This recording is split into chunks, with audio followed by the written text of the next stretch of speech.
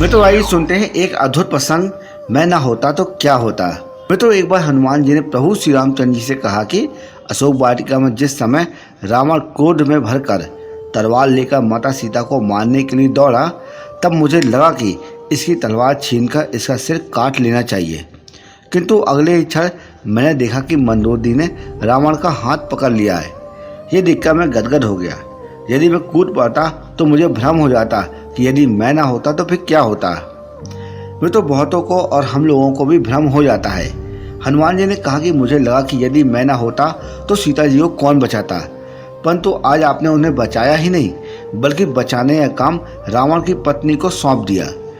तब मैं समझ गया कि आप जिससे जो कार्य लेना चाहते हैं वह उसी से लेते हैं, किसी का कोई महत्व नहीं है।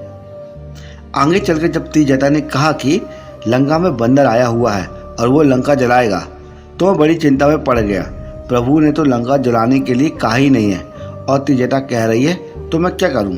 मैं तो जब रावण के सैनिक तलवार लेकर मुझे मारने के लिए दौड़े तो मैंने अपने आप को बचाने की तनिक भी चेष्टा नहीं की, और जब विभीषण ने आकर मुझे कहा कि दूत को मारना अनीति है, तो मैं समझ गया कि मुझे बचाने के लिए प्रभु ने ये उपाय कर दिया है।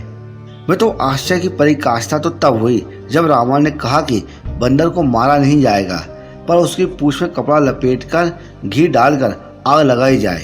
तो मैं गदगद हो गया कि उस लंका वाली संत त्रिजटा की बात तो सच थी, वरना लंका को जलाने के लिए मैं कहाँ से घी तेल कपड़ा लाता और कहाँ आग ढूंढता।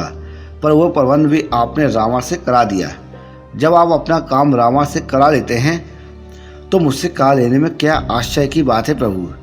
इसलिए हमेशा याद रखिए कि संसार में जो कुछ भी हो रहा है वो ईश्वरीय विधान है। हम और आप तो केवल निमित्त मात्र हैं। इसलिए कभी भी ये भ्रम न पालिए कि मैं ना होता तो क्या होता है।